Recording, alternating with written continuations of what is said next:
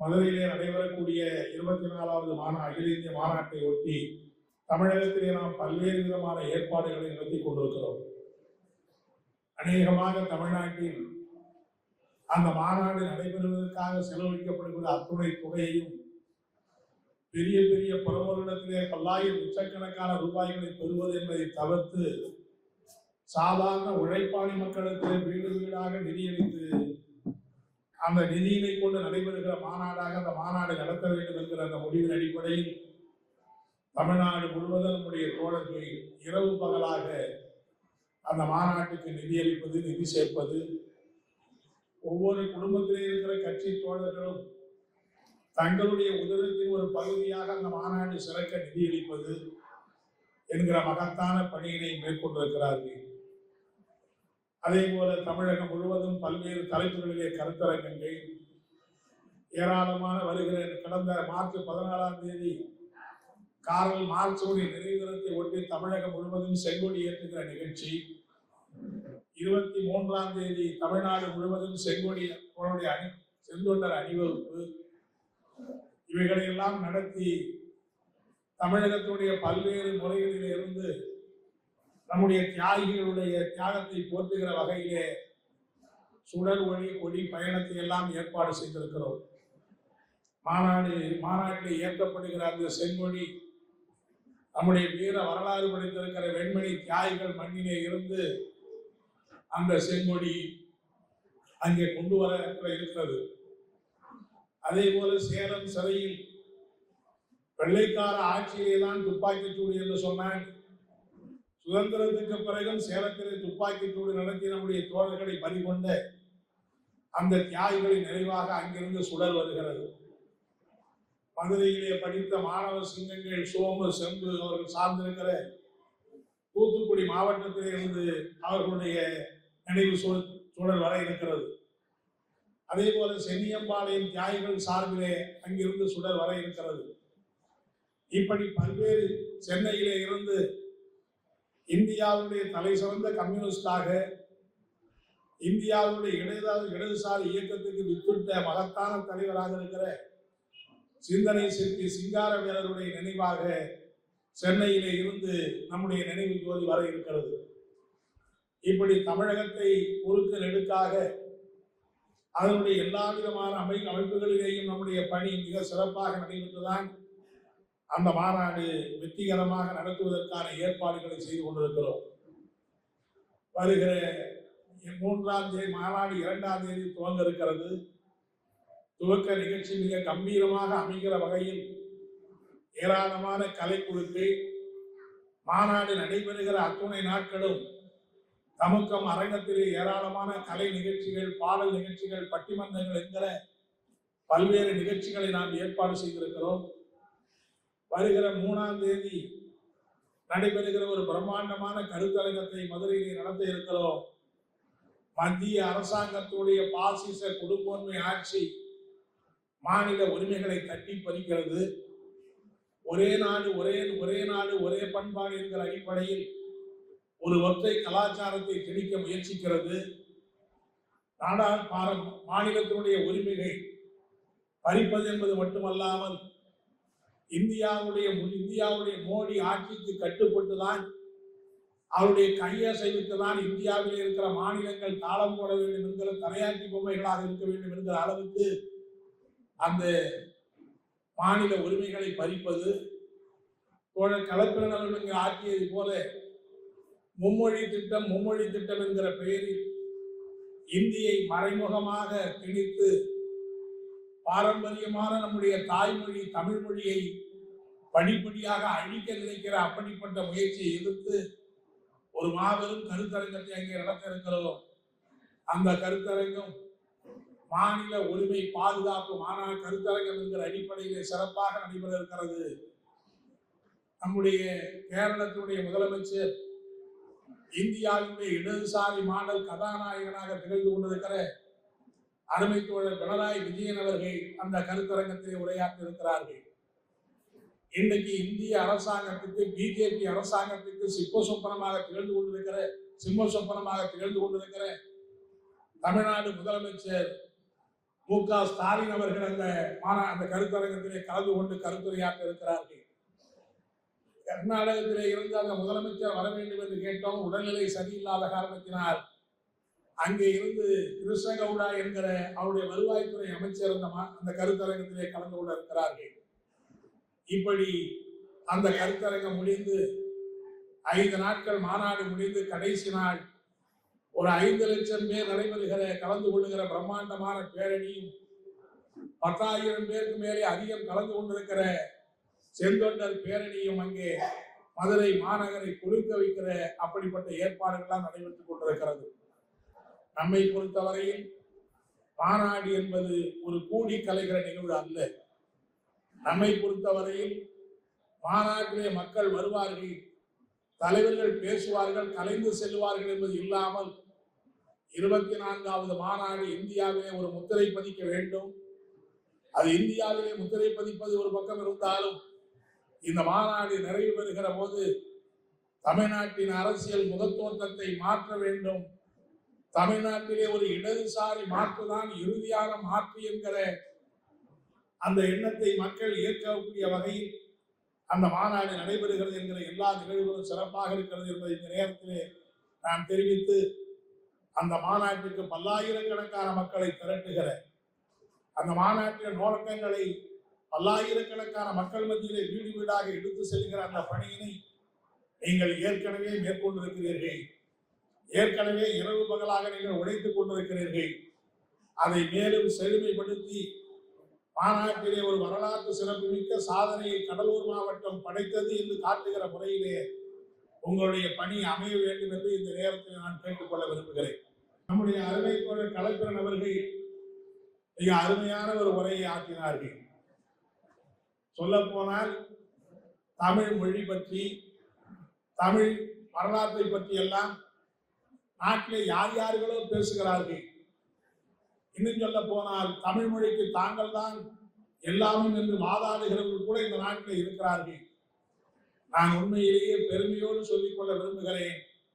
தமிழ் மொழிக்காக, தமிழ் மொழி உரிமைக்காக, தமிழ்நாடு என்கிற மாநிலம் அமைய வேண்டும் என்பதற்காக களம் கண்டிருக்கிற ஒரு இயக்கம் என்று சொன்னால் அது இடதுசாரி இயக்கம், செங்கொடி இயக்கம் என்பதற்காக நான் பெருமையோடு சுட்டிக்காட்ட விரும்புகிறேன்.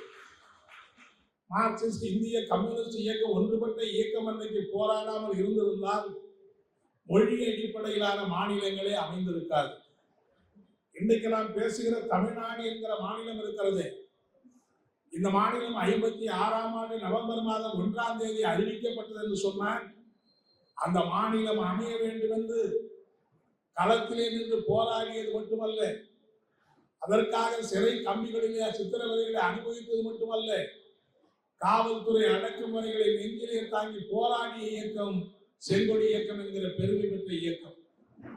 அதே போல நாடாளுமன்ற சட்டமன்றத்தில் 52ஆம் ஆண்டு நடைபெற்ற அந்த தேர்தலில் பிரதான எதிர்கட்சியாக கம்யூனிஸ்ட் கட்சி திகழ்ந்த போது அந்த கட்சியினுடைய தலைவராக இருந்த அருமை தோழர் பி. ராமமூர்த்தி தான் தமிழக வரலாற்றிலேயே முதலிலே சட்டமன்றத்திலே தமிழிலே பேசி சாதனை படைத்த மகத்தான தலைவர் என்பதை நான் நினைவூட்ட விரும்புகிறேன்.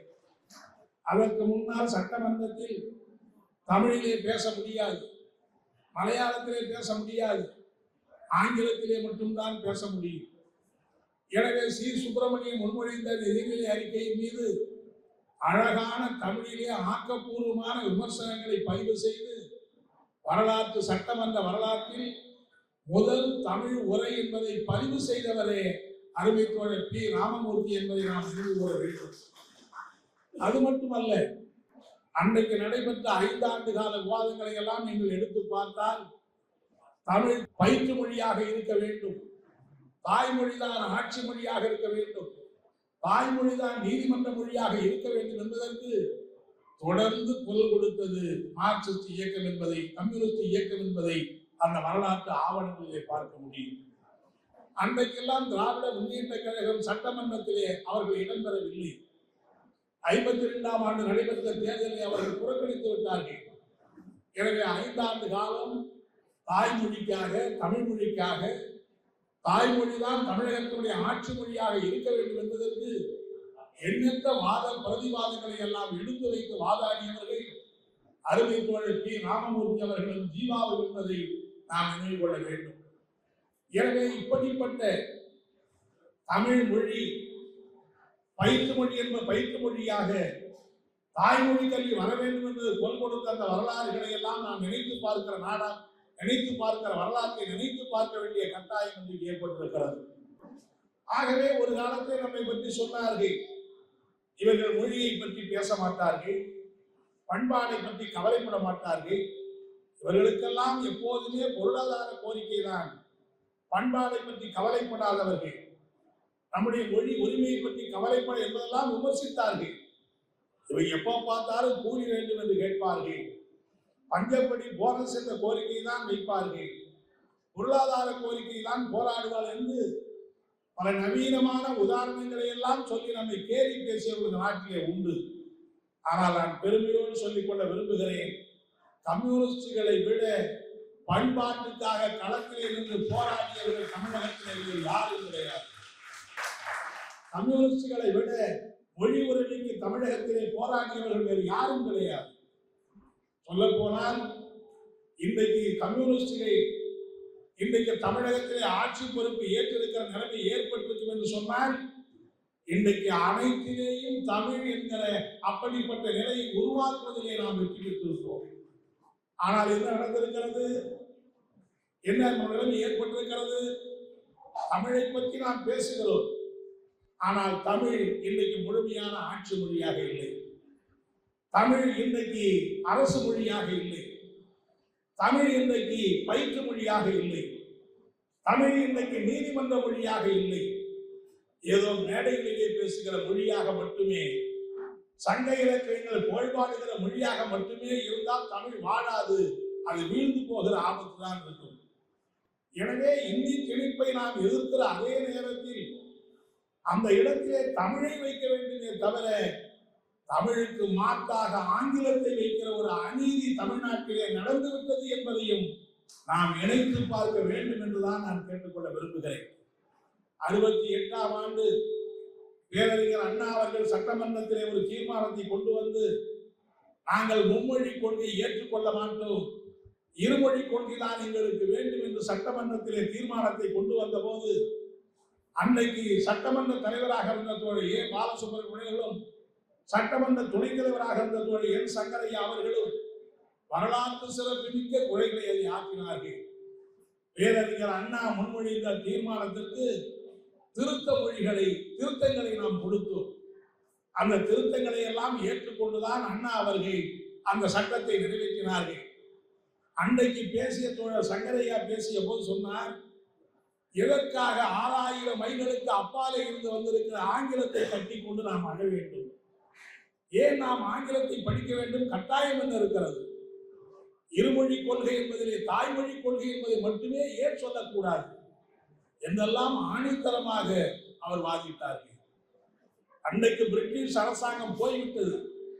பிரிட்டிஷ் அரசாங்கம் போய்விட்ட பிறகு இன்றைக்கு நான் ஆங்கிலத்தை கட்டிக்கொண்டு அழ வேண்டுமா என்று பேசினார்கள். அது மட்டுமல்ல, எந்த ஒரு மாணவனையும் இந்த மொழி படி என்று கட்டாயப்படுத்துகிற உரிமை எந்த அரசுக்கும் கிடையாது, எந்த சட்டத்துக்கும் கிடையாது என்று சொன்னார்கள். ஆனால் இப்போது என்ன நிலைமை? இருமொழி என்கிற முறையிலே ஆங்கிலம் இருக்கிறது. நாம் ஆங்கிலத்தை படிக்கவே கூடாது என்பதல்ல, தாய்மொழிதான் ஒரு மனிதனுடைய சிந்தனைக்கு அடிப்படையாக இருக்கிறது. இன்றைக்கு மத்திய அரசு, அன்றைக்கு இருந்த காங்கிரஸ் ஆனாலும் இன்றைக்கு இருக்கிற பாஜகவானாலும் இந்தி மொழியை கிழித்தே தீருவேன் என்று பிடிவாதமாக இருக்கிறார்கள். அடிப்படை காரணம் என்னவென்று சொன்னால், நம்முடைய நாட்டினுடைய அரசியல் சட்டத்திலே 341வது பிரிவிலே இருந்து 351வது பிரிவு வரை மொழி சம்பந்தமான பிரிவுகள் அதில் இருக்கிறது. அந்த பிரிவிலே சொல்லுகிறார்கள், மாநிலங்களில் 2047 அரசியல் சட்டம் அமலான 15 ஆண்டுகளுக்கு பிறகு இந்தியாவின் ஆட்சி மொழி, இந்தியாவின் அலுவல் மொழியாக இந்தி தான் இருக்கும் என்று அந்த சட்டத்திலே இன்றைக்கும் இருக்கிறது. அதை காரணமாக வைத்துக் கொண்டுதான் அவர்கள் இந்தியை திணிக்கிறார்கள். இந்தி பிரச்சாரத்துக்கு கூடுதலாக பணம் ஒதுக்குகிறார்கள்.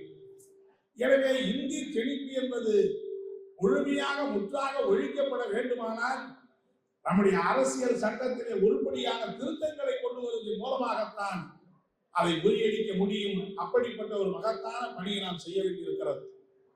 அப்படிப்பட்ட ஒரு மகத்தான உரையை அருமை தோழர் களப்பிரன் அவர்களுக்கு ஆற்றியதற்கு என்னுடைய பாராட்டுகளையும் வாழ்த்துக்களையும் அவருக்கு நான் தெரிவித்துக் கொள்ள விரும்புகிறேன். சோசலிசமே மாற்று என்கிற தலைப்பிலே நான் உரையாற்ற வேண்டும். சோசலிசம் தான் மாற்று என்று மற்ற இடங்களிலே பேசுவதை விட கடலூரிலே பேசுவது உண்மையிலேயே மகிழ்ச்சிக்குரியதாக இருக்கிறது என்றுதான் நான் கருதுகிறேன். ஏனென்றால் அப்படி என்ன சோசலிசம் செய்தும் சோசலிசம் என்ன செய்யும், சோசலிச சமூகம் என்ன அளிக்கும், சோசலிசனுடைய சாதனைகள் என்ன என்பதை புரிந்து கொண்டால் தானே ஏன் சோசலிசம் மாற்று என்பதை நாம் புரிந்து கொள்ள முடியும். உண்மையிலேயே உலக வரலாற்றில் 1917ஆம் ஆண்டு சோவியத் நாட்டிலே ஜார்மனை தூக்கி எறிந்து ரஷ்யாவிலே அந்த செங்கொடி புரட்சி நடந்து ஒரு சோசலிச அரசு அங்கே நிறுவியது. 1917ஆம் ஆண்டு அந்த புரட்சி நடந்தது. உலக வரலாற்றில் முதன்முறையாக ஆட்சிகள் மாறி இருக்கிறது, அதிகாரங்கள் மாறி இருக்கிறார்கள், ஆளுகிறவர்கள் மாறி இருக்கிறார்கள். ஆனால் அடிப்படையான ஒரு மாற்றம் அதற்கு முன்னால் எப்போதுமே நடந்தது கிடையாது. ஆளுகிற வர்க்கங்களுக்குள் ஆட்சி மாறி இருக்கும், ஆனால் ஆளுகிற வர்க்கத்தை தூக்கி எறிந்து தொழிலாளி வர்க்கம் முதலிலே ஆட்சி கட்டிலே ஏறிய அந்த மகத்தான புரட்சி தான் சோவியத் நாட்டு புரட்சி. ஆனால் 1991ஆம் ஆண்டு அந்த சோவியத் நாடு பின்னடைவை சந்தித்து விட்டது என்பது உங்களுக்கு தெரியும். அந்த சோவியத் நாட்டில் நடந்திருக்கிற நிகழ்வுகள் என்ன? பக்கத்திலே இருக்கிற நெய்வேலியை சென்று நீங்கள் பாருங்கள். நம்ம 47ஆம் ஆண்டு சுதந்திரம் அடைந்தோம். ஜவஹர்லால் நேரு பிரதமராக வந்தார். ஜவஹர்லால் நேருக்கு என்ன ஒரு எண்ணம் ஏற்பட்டது என்று சொன்னால், இந்தியா உலகத்திலே ஒரு மதிப்புமிக்க நாடாக மாற வேண்டும் என்று சொன்னால் இந்த நாடு ஒரு தொழில் வளமிக்க நாடாக மாற வேண்டும் என்கிற அப்படிப்பட்ட கொள்கையிலே அவர் இருந்தார். அப்படி தொழில் வளம் அதிகமாக வேண்டும் என்று சொன்னால் அதற்கு அடிப்படையாக இருக்கிற மின்சார உற்பத்தி தேவை, இரும்பு உற்பத்தி தேவை. இப்படிப்பட்ட அடிப்படையான தொழில்கள் இந்தியாவிலே கிடையாது. பிரிட்டிஷ்காரர்கள் நிறைய இங்கு வந்து தொழில் துவங்கினார்கள். ஆனால் ரொம்ப எச்சரிக்கையாக இந்தியா தொழில் வளமிக்க நாடாக மாறிவிடக் கூடாது என்கிற காரணத்தினாலேயே இப்படிப்பட்ட தொழில்களை அவர்கள் துவங்கவில்லை. கன்சியூமர் பொருட்களை தான் உற்பத்தி செய்தார்கள். எனவே நேரு நமக்கு மின்சார தொழிற்சாலை வேண்டும், இரும்பு ஆலைகள் வேண்டும், இப்படிப்பட்ட அடிப்படை கட்டமைப்புகள் தொழில்கள் வேண்டும் என்கிற அடிப்படையில் செய்ய வேண்டும் என்று சொன்னால் அவைகளுக்கு மூலதனம் விடுவதற்கு நம்முடைய நாட்டிலே பணம் இல்லை. என்ன செய்வது என்று யோசித்தார்.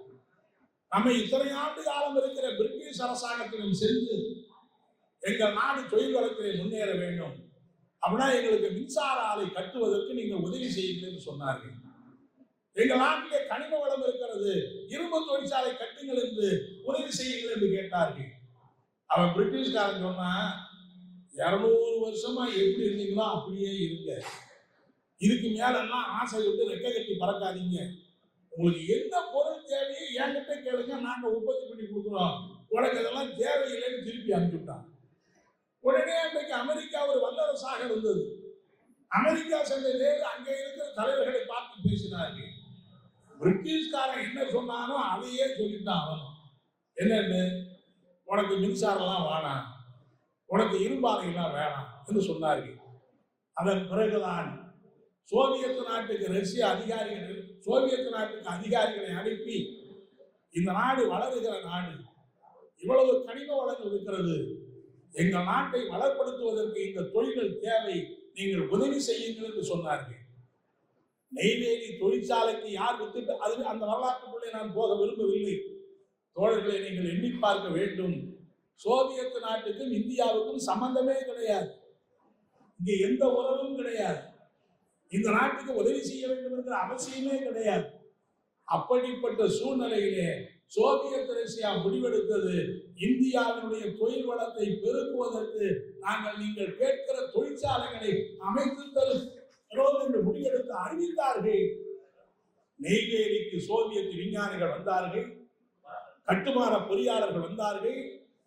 நெய்வேலி தொழிற்சாலைக்கு அடிக்கல் நாட்டி அந்த நிலக்கரி சுரங்கத்தை எடுத்து அங்கே அனல் மின் நிலையத்தை கட்டி முடித்து மின்சாரத்தை உற்பத்தி செய்கிற அந்த சுவிட்சை ஆன் செய்கிற வரையிலே சோவியத் விஞ்ஞானிகள் இங்கேயே இருந்து அந்த மகத்தான தொழிற்சாலை நிறுவி கொடுத்திருந்தார்கள். இன்றைக்கு நெய்வேலி நிறுவனம் இயங்குகிறது என்று சொன்னால் சோவியத் நாடு உலகி இல்லாவிட்டால் நெய்வேலி என்பது நமக்கு வந்திருக்காது. நெய்வேலி இல்லை என்று சொன்னால் ஒரு நாளைக்கு 3440 மெகாவாட் மின்சாரம் இருக்கிறது.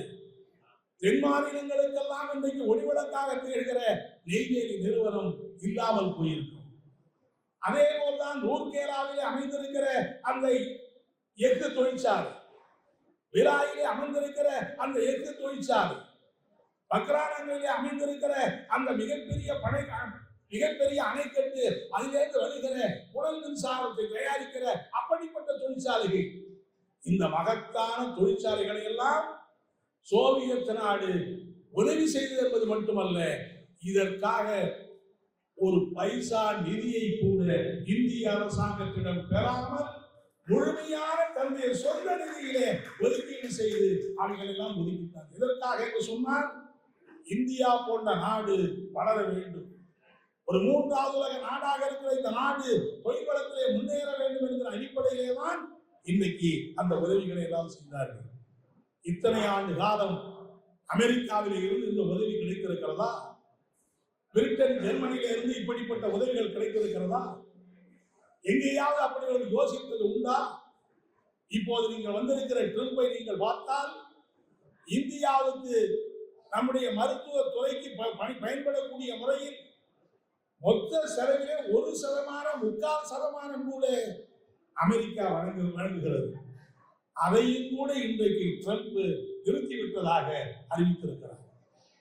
உலக நாடுகளுக்கு நான் உதவி செய்ய மாட்டேன், பனாமாவை கைப்பற்றுவேன், மெக்சிகோவை கைப்பற்றுவேன், உக்ரைன் நாட்டினுடைய ஜனாதிபதியை கூப்பிட்டு ஒரு வேலைக்காரனை போல மிரட்டுகிற அப்படிப்பட்ட கொடுமையை ட்ரம்ப் செய்கிறார் என்று சொன்னால் ஒரு ஏகாதிபத்திய நாட்டுக்கும் சோவியத் நாட்டுக்கும் எவ்வளவு பெரிய இடைவெளி என்பதை நாம் எண்ணி பார்க்க வேண்டும்.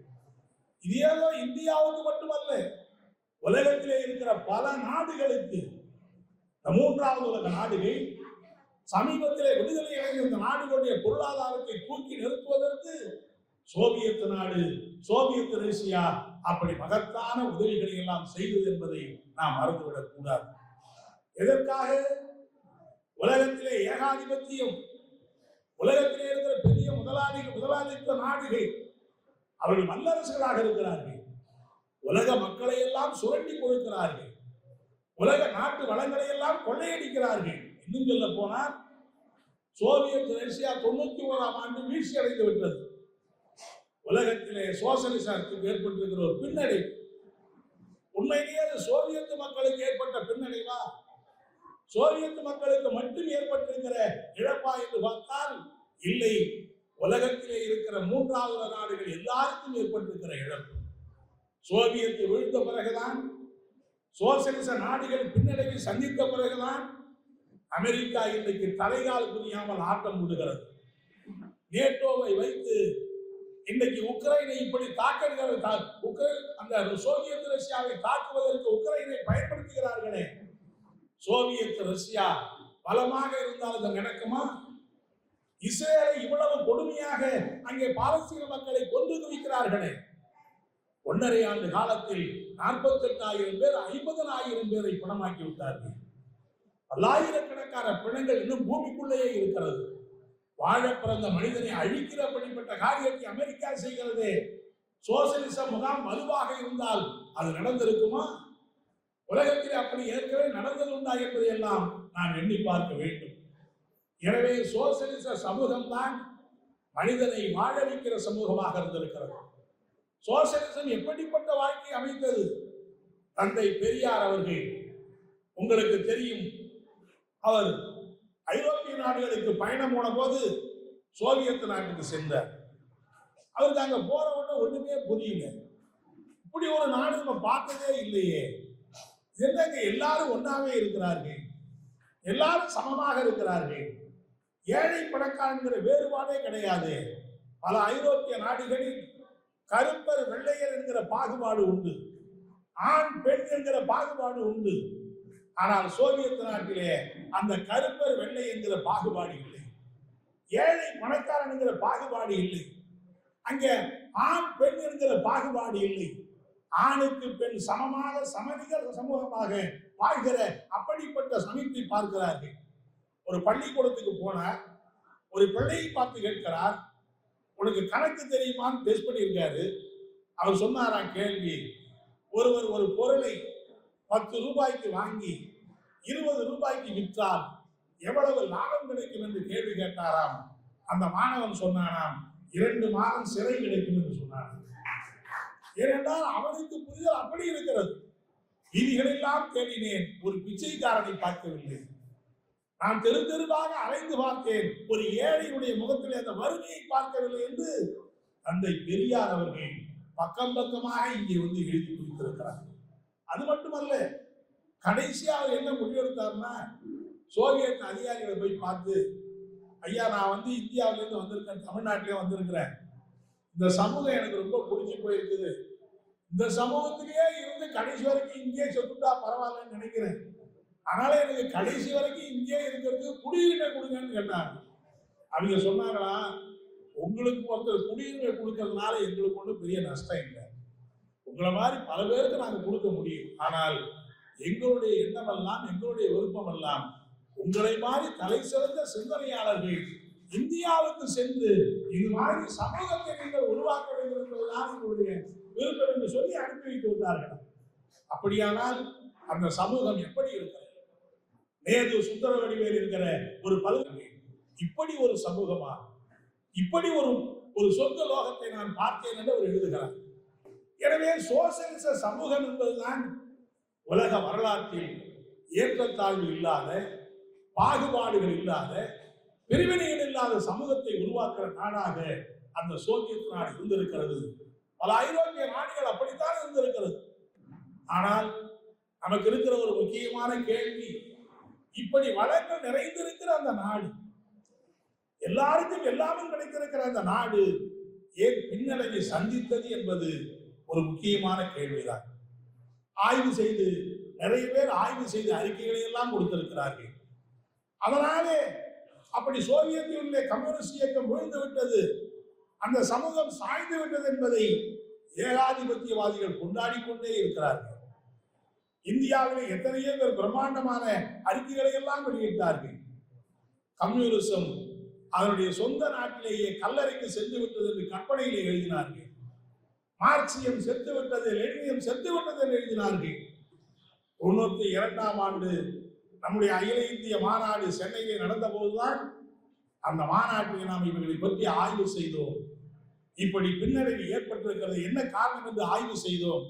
அந்த ஆய்வறிக்கையில மிக தெளிவாக சொன்னோம், சோவியத் நாட்டிலே ஏற்பட்டிருக்கிற பின்னடைவு அந்த நாட்டிலே ஏற்பட்டிருக்கிற சில தவறின் காரணமாக ஏற்பட்டதே தவிர, அது சோவியத் நாட்டுக்கு ஏற்பட்ட பின்னடைவே தவிர கம்யூனிச லட்சியத்துக்கோ மார்க்சிய லட்சியத்துக்கோ ஏற்பட்ட பின்னடைவோ தோல்வியே அல்ல என்பதை கம்பீரமாக சொன்ன மாநாடு நம்முடைய மாநாடு தான். உலகத்திலே பல கம்யூனிஸ்ட் கட்சிகள் கலங்கி போனார்கள்.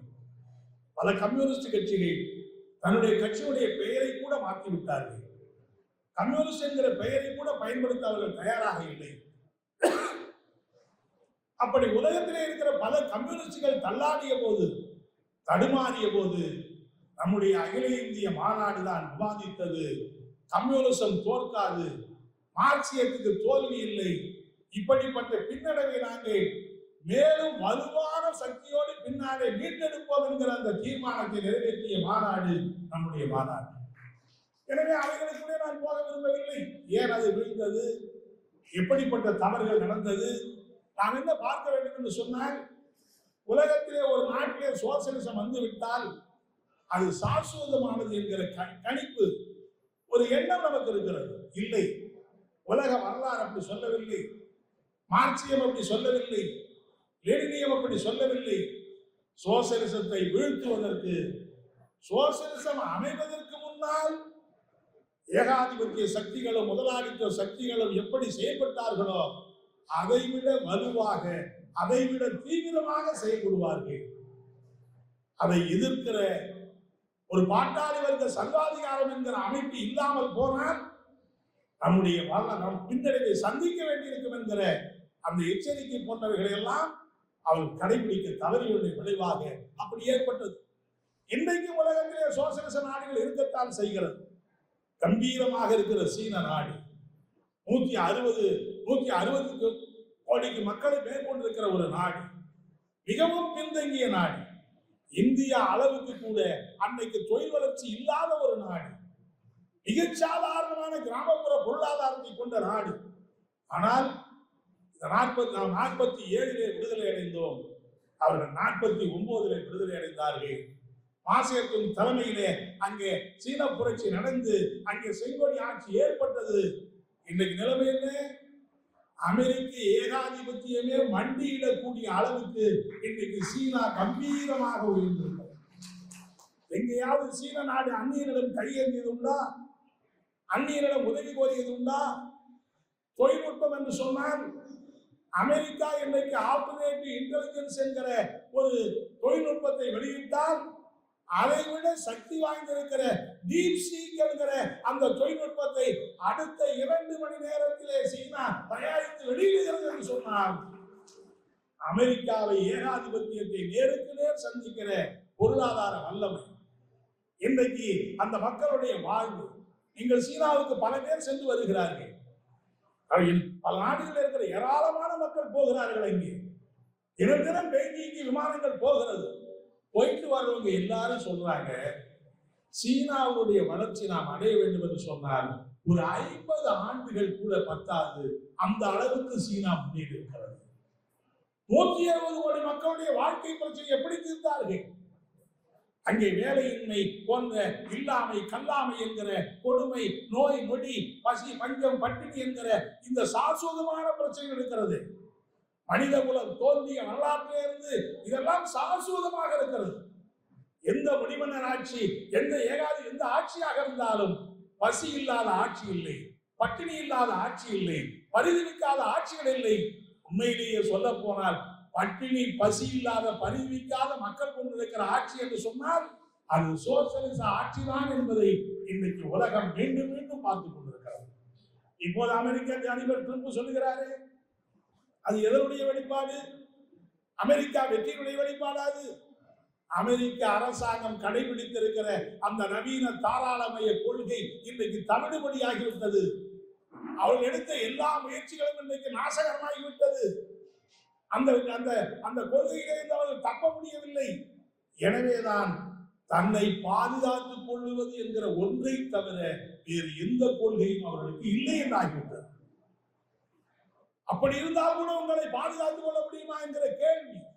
சீனாவிடம் சொன்னார்கள், உங்களுடைய நாட்டு பொருளுக்கு நாங்கள் அதிகமாக வரி விதிக்க போகிறோம். அவர்கள் சொன்னார்கள், அப்படியானால் உங்கள் பொருளுக்கு நாங்கள் அதிகமான வரி விதிப்போம். இப்படி ஏற்படுகிற இந்த மாற்றத்தினாலே சீனாவிலே சில பாதிப்புகள் ஏற்படும் என்று அங்கே ஆய்வு செய்தார்கள்.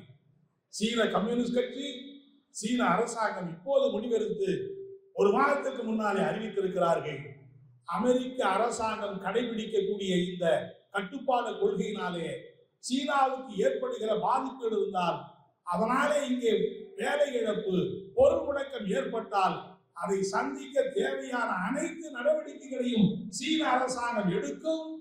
பாதிக்கப்பட்ட மக்களுக்கு ஊக்கத்தொகைகளை அதிகமாக வழங்குவோம், உதவித்தொகைகளை அதிகமாக வழங்குவோம். எந்த சூழ்நிலையிலும் சீனாவில் இருக்கிற ஒரு கடைசி மனிதன் கூட கையறு நிலையிலே தவிக்க வேண்டிய அவசியம் ஏற்படாது என்று அந்த கட்சி சில நாட்களுக்கு முன்னாலே அறிவித்திருக்கிறது என்று சொன்னால், இப்படிப்பட்ட ஆட்சி எங்கே இருக்கிறது? ஆகவே இன்றைக்கு உலகத்திலே பல நாடுகள், கியூபா நாடு 1 கோடி கூட அந்த மக்கள் தொகை இல்லை. கடந்த 40-45 ஆண்டுகளுக்கு மேலாக அமெரிக்காவுடைய தடை உத்தரவு, சீனாவிலே இருந்து அமெரிக்காவிலே இருந்து ஒரு 100 கிலோமீட்டருக்குள்ளே இருக்கிற ஒரு நாடு, சோசியலிச நாடாக இருக்கிற காரணத்தினாலே அதை விரட்டி பணிய வைக்க முயற்சிக்கிறார்கள். 50 ஆண்டு காலமாக நாங்கள் பட்டினி கிடந்து போராடுவதை தவிர ஒருபோதும் அமெரிக்க ஏகாதிபத்தியத்தினுடைய அடிபணிதலுக்கு நாங்கள் அடிபணிய மாட்டோம் என்று இன்னைக்கு கம்பீரமாக அந்த கியூபா நாட்டு மக்கள் குரல் கொடுக்கிறார்களே. பிடல் காஸ்ட்ரோவுடைய அவருடைய வாரிசுகளாக எப்படி அங்கே இருக்கிற சோசியலிச அமைப்பு தான் அந்த மக்களை காப்பாற்றுகிறது. எனவே சோசியலிச அமைப்பு தான் உலக. இன்னைக்கு மொழி பிரச்சனை, இந்தியாவிலே இன பிரச்சனை இருக்கிறது, இந்தியாவிலே ஜாதி பிரச்சனை இருக்கிறது, இந்தியாவிலே மொழி பிரச்சனை இருக்கிறது. இன்றைக்கு சோவியத் நாடுகளிலே மார்க்சியம் லெனினம் தான் இந்த இன பிரச்சனைக்கு மொழி பிரச்சனைக்கெல்லாம் ஒரு சரியான தீர்வு சொன்னது மார்க்சியமும் லெனினும் தான். சோவியத் நாடு ஆட்சிக்கு வந்த பிறகு அங்க இருக்கிற பல பேர் சொன்னார்கள், இந்தியாவில எப்படி பல மொழி பேசுகிறோமோ அப்படி சோவியத் நாட்டிலையும் பல மொழிகள் இருக்கிறது. இந்தியாவில எப்படி பல இனங்கள் இருக்கிறதோ அப்படி சோவியத் நாட்டிலையும் பல இனங்கள் இருக்கிறது. அப்படிப்பட்ட நேரத்தை அவர்கள் சொன்னார்கள், சோவியத் நாட்டுக்கு ஒரு பொது மொழி, ஒரு அலுவல் மொழி, ஒரு அரசாங்க மொழி கட்டாயமாக உருவாக்க வேண்டும் என்று சொன்னார்கள். லெனின் மிக அழுத்தமாக சொன்னார், எதற்காக பல மொழி பேசுகிற நாட்டு மக்களை கொண்டிருக்கிற இந்த நாட்டிலே ஒரு மொழிதான் அலுவலக மொழி என்று எப்படி நம்மாலே சொல்ல முடியும்? ஒரு அலுவலக மொழி, ஒரு அபிஷியல் லாங்குவேஜ் தேவையே இல்லை. சோவியத் நாட்டில் இருக்கிற எல்லா மொழிகளுமே அலுவல் மொழி என்கிற அப்படிப்பட்ட ஒரு சமத்துவத்தை உருவாக்கி இருக்கிற முன்னுதாரணமாக இருக்கிற நாடு சோவியத் நாடு. ஆனால் இன்றைக்கு இந்தியாவில் எது இருக்கிறதா? எனவேதான் நாம் பார்க்க வேண்டும், அப்படிப்பட்ட ஒரு சோசியலிச சமூகம் இந்தியாவில் அமைகிற போதுதான் இன்றைக்கு இருக்கிற இந்த நெருக்கடிகளுக்கு முடிவு ஏற்படும். தோழர்களை நான் சொல்ல விரும்புவது, சோசியலிசம் வருமா வராதா, வந்தால் நிற்குமா நீடிக்காதா? நான் தெளிவாக சொல்ல விரும்புகிறேன், இன்றைக்கு இல்லாவிட்டாலும் என்றைக்காவது ஒரு நாளைக்கு உலகம் முழுவதும் சோசியலிச கொடிதான் பறக்கும் என்கிற அப்படிப்பட்ட ஒரு சமூக நீதிதான் இருக்கிறது. இது ஏன் நம்முடைய விருப்பம் அல்ல, நம்முடைய கொள்கை என்பதனால் அல்ல, ஒரு சமூக விஞ்ஞானம். ஒரு பானையிலே தண்ணீரை வைத்து அதிகமாக சூடேற்றுகிற போது ஒரு குறிப்பிட்ட அளவுக்கு மேலே அந்த தண்ணீர் நீராவியாகவே நம்மாலே தடுக்க முடியாது.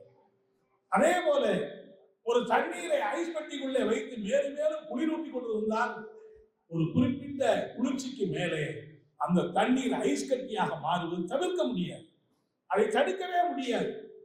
எப்படி தண்ணீர் குளிர்ச்சி அதிகரிக்கிற போது ஐஸ் கட்டி மாறுவதை தடுக்க முடியாதோ, தண்ணீரை எப்படி சூடேற்றுகிற போது ஒரு குறிப்பிட்ட சூழ்நிலைக்கு மேலே அது ஆவியாவதை தடுக்க முடியாதோ, அப்படி மனித சமூக வரலாற்றை புரட்டி பார்க்கிற போது ஒரு காலத்திலே சோசியலிசம் என்பதும் கம்யூனிச சமூகம் என்பதும் அமைக்கப்பட்டே தீரும் என்பது தான் அந்த வரலாற்று சிறப்பு வாய்ந்த மாற்று. ஏன் அப்படி சொல்லுகிறோம்? எதனாலே அப்படி சொல்லுகிறோம்? ஏதோ நம்முடைய தத்துவங்களுக்காக அல்ல. எதனால் என்று சொன்னால், மனித சமூகத்திலே இன்றைக்கு பல்வேறு நெருக்கடிகள் ஏற்படுகிறது. ஏன் இந்த நெருக்கடி?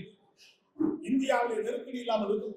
அமெரிக்கா போன்ற வளர்ச்சி அடைந்த நாடுகள், பிரிட்டன் போன்ற வளர்ச்சி அடைந்த நாடுகள், ஜெர்மன் ஜப்பான் போன்ற வளர்ச்சி அடைந்த நாடுகளே இன்றைக்கு நெருக்கடியிலே தள்ளாடி கொண்டிருக்கிறார்கள். என்ன காரணம்? கார்ல் மார்க்ஸ் என்கிற மேதை மகத்தான அந்த தலைவன் சமூகத்தை பற்றி ஆய்வு செய்து சொன்னார், ஒரு மனித சமூகத்தினுடைய அடிப்படையே பொருள் உற்பத்தி தான். பொருள் உற்பத்தி என்பது இல்லாவிட்டால் மனித சமூகமே இருக்காது. அந்த பொருள் உற்பத்தியில யாருக்கு என்ன வேலை, என்ன பங்கு என்பதுதான் முக்கியம். இன்னைக்கு நாடு முழுவதும் இருக்கிற விவசாயிகள் பாடுபட்டு வேளாண் பொருட்களை உற்பத்தி செய்கிறார்கள். ஆனால் அவருடைய உரிமை நிலப்பரப்புகளாக இருக்கிற பண்ணையார்களாக இருக்கிற அந்த நில உரிமையாளர்களுக்கு தான் சேருகிறது. எனவே உழைப்பவனுக்கு அதில் பங்கில்லை. நாடு முழுவதும் இருக்கிற தொழிற்சாலைகள், நம்முடைய கட்டமைப்புகளில் கோடிக்கணக்கான உழைப்பாளிகள் உழைத்துக் கொண்டே இருக்கிறார்கள். நீங்கள் பார்த்தால் நாடு விடுதலை அடைந்த போது நம்முடைய உணவு உற்பத்தி எவ்வளவு, இன்றைக்கு நம்முடைய உணவு உற்பத்தி எவ்வளவு? 3 மடங்கு 4 மடங்கு அதிகமாக உற்பத்தி செய்திருக்கிறோம். ஆனால் அன்றைக்கும் பட்டினி இருந்தார்கள், இன்றைக்கும் பட்டினி இருக்கிறார்கள். உணவு உற்பத்தி அதிகரித்த காரணத்தினாலே வறுமை போய்விட்டதா, பசி பஞ்சம் போய்விட்டதா என்றால் இல்லை. ஏனென்றால் உற்பத்தி அதிகமாக இருக்கிறது, அதனுடைய பலன் யாருக்கு என்பதுதான் கேள்வி. எனவேதான் மார்க்ஸ் சொன்னார், இந்த நாட்டிலே பொருள் உற்பத்தியிலே ஒரு அநியாயம் நடக்கிறது. பொருளை தொழிலாளிகள் உற்பத்தி செய்கிறார்கள். அவர்கள் உற்பத்தி செய்கிற உபரிகளை எல்லாம், அதிக மதிப்புள்ள பொருள்களை எல்லாம் முதலாளிகள் கைப்பற்றிக் கொள்ளுகிறார்கள். ஆகவே தான் முதலாளிகள் கொடுக்கிறார்கள், ஏழைகள் ஏழைகளாகவே இருக்கிறான்னு சொன்னார். ஒரு பையன் ஒருத்தர் கேட்டவர் எல்லாம் சொன்னார், தொழில் உற்பத்தி ஆகுது, அவங்களுக்கு லாபம் கிடைக்குது. எப்படி லாபம் கிடைக்குது? பொருள் உற்பத்தியான பொருளை கொஞ்சம் கூட விளைவிச்சு வித்தா லாபம் கிடைக்கும். கார்ல் மார்க்ஸ் சொன்னார், பொருளை வியாபாரம் செய்கிற போது கிடைப்பது அல்ல லாபம், பொருள் உற்பத்தியிலேயே முதலாளிகளுக்கு லாபம் கிடைக்கிறது என்ற வரலாற்று உண்மையை அவர்தான் கண்டுபிடித்தார். 4 மணி நேரம் ஒரு தொழிலாளி உழைக்கிறான், 8 மணி நேரம் ஒரு தொழிலாளி உழைக்கிறான். அவனுக்கு நீ 4 மணி நேரம் சம்பளத்தை கொடுத்து விட்டு 4 மணி நேரத்துக்கான உழைப்பை நீ எடுத்துக் கொள்கிறாய், அதுதான் உனக்கு லாபம். அந்த இழப்பு தான் இவன் பட்டியல் எடுக்கிறான். எனவே சமூகத்திலே ஒரு முரண்பாடு இருக்கிறது. சமூகமே உழைக்கிறது, சமூகத்தில் இருக்கிற சில பேர் பயனை அனுபவிக்கிறார்கள். ஒட்டுமொத்தமான தொழிலாளி வர்க்கம் உழைக்கிறது, கார்ப்பரேட் முதலாளிகள் கொடுக்கிறார்கள், பெரிய பெரிய முதலாளிகள் கொடுக்கிறார்கள். எனவேதான் இன்றைக்கு நவீன தாராளமய கொள்கையில் என்ன வருகிறது? கார்ப்பரேட் முதலாளிகள் மேலும் மேலும் கொடுத்துக் கொண்டே போகிறார்கள். உலகம் முழுவதும் இருக்கிற ஒரு புள்ளி வரம் சொல்லுகிறது. அது என்ன சொல்லுதுன்னா, ஒரு நாளைக்கு, அதாவது 24 மணி நேரத்துக்கு உலகத்திலே இருக்கிற கார்ப்பரேட் முதலாளிகளுக்கு எவ்வளவு லாபம் கிடைக்கிறது சொன்னால் 24,000 கோடி லாபம் கிடைக்கிறது. ஒரு நாளைக்கு 24,000 கோடி லாபம் யாருக்கு? கார்ப்பரேட் முதலாளிகள். எனவே கார்ப்பரேட் முதலாளிகள் மேலும் மேலும் வளர்ந்து கொண்டே இருக்கிறார்கள், உழைப்பாளிகள் வாழ்க்கை நாசித்துக் கொண்டே இருக்கிறார்கள். இந்த முரண்பாடுதான் மார்க்ஸ் கண்டுபிடித்தார். சமூகம் உற்பத்தி செய்கிறது, முதலாளிகள் அனுபவிக்கிறார்கள். இந்த முரண்பாட்டை தீர்க்க வேண்டும் என்று சொன்னார். இந்த பிரச்சனைக்கு தீர்வு காண வேண்டும் என்று சொன்னார். எப்போது சமூகம் வாழும் என்று சொன்னால், உழைக்கிற அவர்களுக்கு அந்த உழைப்பின் பலன் திரும்பி கிடைக்கிற அப்படிப்பட்ட ஒரு லட்சியம் நிறைவேறுகிற போது நாட்டிலே வறுமை இருக்காது, பஞ்சம் இருக்காது, பசி இருக்காது என்கிற அப்படிப்பட்ட நிலையை எடுத்து சொல்வதுதான் மார்க்சியத்துடைய மகத்தான பங்களிப்பு என்பதை நாம் எண்ணி பார்க்க வேண்டும். ஆகவே இந்திய நாடு எப்படி இருக்க நிறைய வருங்கள் உங்களுக்கு தெரியும். மோடி ஆட்சியுடைய அவலங்களை பற்றி எல்லாம் பேசினார்கள். அருமை தோழர்களை, இந்த 10 ஆண்டு காலத்திலே இந்தியாவிலே இருக்கிற உழைப்பாளி மக்கள் இன்றைக்கு அன்னக்காவடிகளாக மாறிக்கொண்டிருக்கிறார்கள். பசியும் பஞ்சமும் தாண்டவம் ஆடிக்கொண்டிருக்கிறது, வறுமை தாண்டவம் ஆடுகிறது. வறுமை கோட்டு அரசாங்கம் எவ்வளவு பெரிய சாதனை தெரியுமா? ஒரு காலத்திலே வறுமை கோட்டிலே இருக்கிறவர்கள் எவ்வளவு பேர் எந்த கணக்கை வெளியிடுவது அரசாங்கத்துடைய கடமை. ஆனால் மோடி அரசாங்கம் வந்த பிறகு அந்த கணக்கையே வெளியிடுவதை நிறுத்திவிட்டார்கள். ஏன் நீங்க ஏழையை ஒழிக்கிறீங்களோ? ஏழை கணக்கையே ஒழிச்சிட்டீங்களே. ஆகவே இவர்கள் ஏழ்மையை ஒழிக்கவில்லை, அதை காட்டுகிற கணக்கை ஒழித்து விட்டார்கள். அப்புறம் என்ன பண்ணாங்கன்னா, இந்த ஏழ்மையை கணக்கிடுகிற முறையை மாற்றி விட்டார்கள். அதன் மூலம் ஏழ்மை படிப்படியாக குறைந்து கொண்டிருக்கிறது. இட்டு கட்டுகிறார்கள். வேலையில்லா திண்டாட்டம் பூதாகரமான பிரச்சனையாக மாறுகிறது. ஏன் வேலையில்லா திண்டாட்டம் வருகிறது? ஏன் சோவியத் நாட்டிலே சீனாவிலே வேலையில்லா திண்டாட்டம் இல்லை? முதலாளிகள் என்பவர் லாப வேட்டைக்காக பெரிநாய் போல அலைகிறவர்கள் தான் முதலாளிகள். மார்க்ஸ் மிக அழகாக சொன்னார், ஒரு முதலாளிக்கு 10% லாபம் வரும் என்றால் அவன் புன்னகைப்பான், 20% லாபம் வரும் என்றால் அவன் ஒரு குதூகலமாக சிரிப்பான், 50% லாபம் கிடைக்கிறது என்று சொன்னார் அவன் குதூகலமாக ஆட்டம் ஆடுவான், 100% என்று சொன்னால் சந்தோஷத்திலே திளைத்தாடுவான், 300% லாபம் கிடைப்பது என்று சொன்னால் தூக்கு மாட்டிக்கிட்டாதான் 300% லாபம் கிடைக்கும் சொன்னார். தூக்கு மாட்டிக்கிட்டா நம்ம செத்துருவோங்கிறத மறந்து அந்த முதலாளி தூக்கு மாட்டிக்க கூட தயங்க மாட்டாங்க. லாப வெறிக்காக ஆடுவதுதான் முதலாளி. லாப வெறி இல்லாவிட்டால் முதலாளித்துவம் இல்லை. சுடாத ஒரு நெருப்பு எப்படி இருக்காதோ, சாக்கடிக்காத மின்சாரம் எப்படி இருக்காதோ, அப்படிதான் லாபத்தை ஈட்டாத முதலாளி உலகத்தில் இருக்கவே மாட்டார். எனவே லாபத்தை அதிகரிக்க தொழில் ஒழுக்கத்தை மேலும் மேலும் வளர்த்துக் கொண்டே இருக்கிறார்கள். இன்னைக்கு ஆல்டர்னேட்டிவ் இன்டெலிஜென்ஸ், நாளைக்கு இன்னொரு தொழில்நுட்பம். இப்படி தொழில்நுட்பம் ஏற்படுகிற போது சோவியத் நாடுகளுக்கும் சோசக நாடுகளுக்கும் முதலாளி நாடுகளுக்கும் வேறுபாடு இருக்கிறது. இந்த தொழில்நுட்பத்தை எல்லாம் மக்களுடைய நலனுக்கு பயன்படுத்துவது சோசலிச நாடுகள். இந்த தொழில்நுட்பத்தை எல்லாம் தன்னுடைய லாப வேட்டைக்கு பயன்படுத்தி மனிதர்களை படிப்படியாக அப்புறப்படுத்தி அவனை வேலையில்லாத பட்டாளத்திலே சேர்த்து விடுவது முதலாளித்துவம், ஏகாதிபத்தியம். எனவேதான் இந்த லாப வேட்டை அதிகரிக்க அதிகரிக்க வேலையின்மை அதிகரிக்கிறது, பஞ்சமும் பசியும் அதிகரிக்கிறது. இப்படி லாப வேட்டை அதிகரித்து ஏற்றத்தாழ்வுகள் அதிகரித்து கார்ப்பரேட் முதலாளிகள் பெரிய பெரிய கோடிகளாக மேலும் மேலும் வளர்கிற போது பரிதவிக்கக்கூடிய ஏழை எளிய மக்கள் கொந்தளிக்கக்கூடிய காலம் கட்டாயம் ஒரு காலத்திலே வரத்தான் செய்யும். அப்படிப்பட்ட ஒரு கொந்தளிப்பு வந்துவிடக் கூடாது என்பதற்காகத்தான் மோடி அரசாங்கம் மிக கூர்மையாக மிக சாதுரியமாக RSS பயன்படுத்தி இந்த நாட்டிலே மதவெறியை உருவாக்குகிறார்கள். இஸ்லாமியர்கள் மீது குறிவைத்து தாக்குகிறார்கள், சிறுபான்மை மீது குறிவைத்து தாக்குகிறார்கள். நாடாளுமன்ற கூட்டத்தில் வக்போர்டு சீர்திருத்த சட்டம் திருத்தம் என்கிற ஒரு சட்டத்தை நிறைவேற்ற போகிறார்கள். அந்த சட்டம் என்ன சொல்லுகிறது?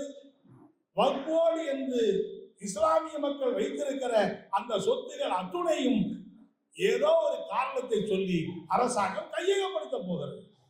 அதற்காக ஒரு சட்ட திருத்தத்தை சட்டமன்ற நாடாளுமன்றத்திலே முன்மொழிந்திருக்கிறார்கள். நான் அதுக்குள்ளே அதிகமா நிறைய விவரங்களுக்கு போக முடியும்.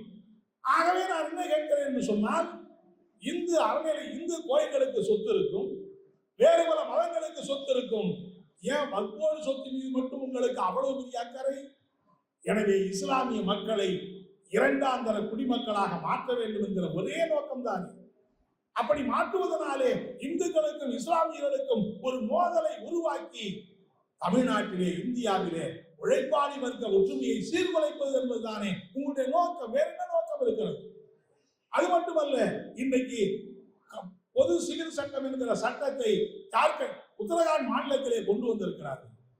அந்த சட்டம் சொல்லுகிறது, இரண்டு மதங்களை சார்ந்தவர்கள் விரும்பி திருமணம் செய்தாலோ திருமணம் செய்யாமல் இணைந்து வாழ முற்பட்டாலோ அவர்கள் அரசாங்கத்தினுடைய அனுமதி பெற்றுதான் செய்ய வேண்டும். ரெண்டு பேர் விரும்பி திருமணம் செஞ்சுக்கணும்னா இதுக்கு அரசாங்கிட்ட போய் அனுமதி வாங்கணும். இதையெல்லாம் செய்யாவிட்டால் அவர்களுக்கு 6 மாத சிறை என்று சொல்லுகிற இந்த சட்டம் என்ன சொல்லுகிறது? இப்படி இந்தியா முழுவதும் இருக்கிற சிறுபான்மை மக்களை குறிவைத்து தாக்கி RSS இந்துத்துவா என்கிற அந்த உணர்வை உண்டாக்கி ஒரு மதவெறி மாநிலமாக இந்த நாட்டை பிளவுபடுத்துவது ஏதோ இந்து மதத்துக்காக அல்ல, இந்து மதத்தின் மீது கடவுள் மீது கொண்டிருக்கிற பாசத்தினாலோ அல்லது பக்தியினாலோ அல்ல. ஏகபோக முதலாளிகளை எதிர்த்து இந்தியாவிலே இருக்கிற உழைப்பாளி மக்கள் ஒன்று திரண்டு விடக் கூடாது என்பதற்காகத்தான் அந்த மக்களை பிளவுபடுத்துகிற அந்த மகத்தான கொடுமை, அந்த மோசமான காரியத்தை செய்திருக்கிறார்கள். அதே போல்தான் சாதி. இந்திய நாட்டிலே பிறந்திருக்கிற இந்த சாதி என்றைக்கு ஒழி? எத்தனையோ ஆண்டு காலம் பார்த்து விட்டோம். நம்முடைய அருமை கலப்பரன் சொன்னதை போல காலங்காலமாக இந்த சாதியை ஏற்றத்தாழ்வு எதிர்த்து போராடி இருக்கிறோம். தீண்டாமை ஒழிந்து விட்டதா? பெரியார் போராடி போராடி பெரியாருடைய 6 வாரிசுகள் ஆளுகிற தமிழ்நாட்டிலே தீண்டாமை தீர்த்து விட்டதா? அம்பேத்கர் பிறந்த மண்ணிலே தீண்டாமை தீர்த்து விட்டதா? எவ்வளவோ அற்புதமான போராட்டங்களை நடத்தினார்கள் அவர்கள் எல்லாம். அம்பேத்கருடைய வாழ்நாள் முழுவதும் அதற்காக அர்ப்பணித்தார். அவர்தான் சொன்னார், நான் இந்துவாக பிறந்து விட்டேன், ஆனால் ஒருபோதும் நான் இந்துவாக சாக மாட்டேன் என்று சொன்னார். இந்து மதம் எப்படி அந்த சாதிய மக்களை கொடுமைப்படுத்துகிறது, எவ்வளவு கொடுமை இழைக்கப்படுகிறது. ஒரு பள்ளியிலே நடந்த போட்டியிலே ஒரு மாணவர் என்னை வெற்றி பெற்று விட்டது என்கிற காரணத்தினாலே அந்த பள்ளி மாணவனை மூர்க்கத்தனமாக தாக்கி கை விரல்கள் துண்டிக்கக்கூடிய அளவுக்கு தமிழ்நாட்டிலே சாதி இருக்கிறது. இந்த சாதியை எதிர்த்து நாம் களம்பல கண்டிருக்கிறோம். சாதியை ஒழிக்கிற அந்த போராட்டத்தில் நாம் முன்னணியில் இருக்கிறோம். ஆனால் இறுதியாக சாதி எப்போது ஒழியும் என்று சொன்னால், மனிதனுக்கு அடிப்படையாக இருக்கிற இந்த சொத்துரிமை, அந்த சொத்துரிமை பொதுவாக மாற்றப்படுகிற போது எல்லாரும் எல்லாமும் எல்லாருக்கும் என்று சொல்லுகிற அப்படிப்பட்ட ஒரு நிலை உருவாகிற போதுதான் சாதிய அந்த வாசனையே, சாதிய அந்த முகமே இல்லாத ஒரு பொது சமூகத்தை நம்மாலே உருவாக்க முடியும் என்பதைத்தான் நாம், அதனாலே அதுவரையிலே சாதியை பற்றி பேசாமல் இருக்க முடியாது. நிச்சயமாக மார்க்சிஸ்டுகளாக இருக்கிற நாம், கம்யூனிஸ்டுகளாக இருக்கிற நாம், சாதி கொடுமைகள் எங்கே இருந்தாலும் அதை களத்திலே நின்று போராடுகிறவன் நாம் தான் என்று சொல்லுகிற அந்த பணியை நாம் செய்ய வேண்டும். கடலூர் மாவட்டத்தில் எத்தனையோ தாக்குதல் வந்திருக்கிறது. எத்தனையோ 87ஆம் ஆண்டு நடைபெற்ற போராட்டத்தில் நூற்றுக்கணக்கான ஆயிரக்கணக்கான தலித் மக்களுடைய குடிசைகள் தீ வைத்து எரிக்கப்பட்டது. எல்லா அரசியல் கட்சிகளும் கலங்கி போனார்கள். கிராமங்களிலே அரசியல் கட்சி கொடிகளே இல்லை. அரசியல்வாதிகள் உள்ளே வரக்கூடாது என்று போர் எழுதி போட்டார்கள்.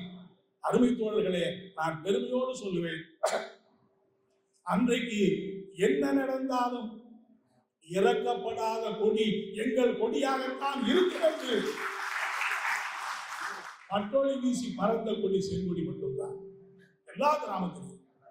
அது மட்டுமல்ல, அன்றைக்கு மார்க்சிஸ்ட் தலைவர்களாக இருந்த தோழர் கோவிந்தராஜன், என்.ஆர். ராமசாமி உள்ளிட்ட நாங்கள் எல்லோரும் இரவு பகலாக சென்று அந்த மக்களை பணியால் பாதுகாக்கிற நடவடிக்கையில் ஈடுபட்டோம். அன்னைக்கு விசிக என்கிற கட்சியோ, தலித் அமைப்புகளோ, தலித்துக்கு ஆதரவான அமைப்புகளோ இல்லை. மரியாதைக்குரிய இளைய பெருமாள் மட்டும்தான் காங்கிரஸ் கட்சியுடைய தலைவராக இருந்தார்.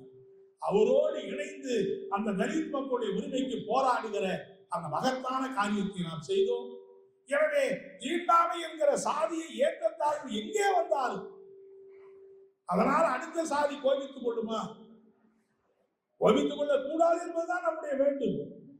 அந்த சாதி மொத்தமாக இது செய்கிறது. அந்த சாதியிலே இருக்கிற யாரோ 2 பேர் செய்துவிட்டு மொத்த சாதியையும் குற்றவாளி குண்டிலே நிறுத்த பார்க்கிறார்கள். எனவே தீண்டாமை ஒழிக்கிற அந்த போராட்டத்தில் நாம் முன்னெடுத்து செல்லுவோம். அதே நேரத்தில் ஒரு பொது உடைமை சமூகம், மொழி திணிப்புக்கு மொழி சமத்துவம், தேசிய இன மக்கள் எல்லாரும் இணைந்து வாழ்கிற அப்படிப்பட்ட சமத்துவம், மாநிலங்கள் என்கிற அந்த உரிமை பாதுகாக்கப்பட்டு மாநிலங்கள் கூட்டாட்சி தத்துவத்தோடு தலை சிவந்து நடக்கிற அப்படிப்பட்ட நிலைமை. நான் சீன நாட்டுக்கு ஒரு முறை சென்ற போது அங்கே பல மாநிலங்களுக்கு நான் சென்றேன். அந்த மாநிலத்தில் இருக்கிறவர் சொல்லுகிறார்கள், அந்த மாநில அரசாங்கம் நேரடியாக இன்னொரு நாட்டோடு வணிக ஒப்பந்தத்தை செய்ய முடியும், நேரடியாக இன்னொரு நாட்டோடு மற்ற பொருளாதார உடன்படிக்கைகளை செய்ய முடியும். அந்த அளவுக்கு சீனாவிலே இருக்கிற மாநிலங்களுக்கு சீன அரசாங்கம் மாநில சுயாட்சி, மாநில அதிகாரத்தை வழங்கி இருக்கிறது. ஆனால் இங்கே இருக்கிற அதிகாரங்களை எல்லாம் பறித்துக் கொண்டிருக்கிறார்கள்.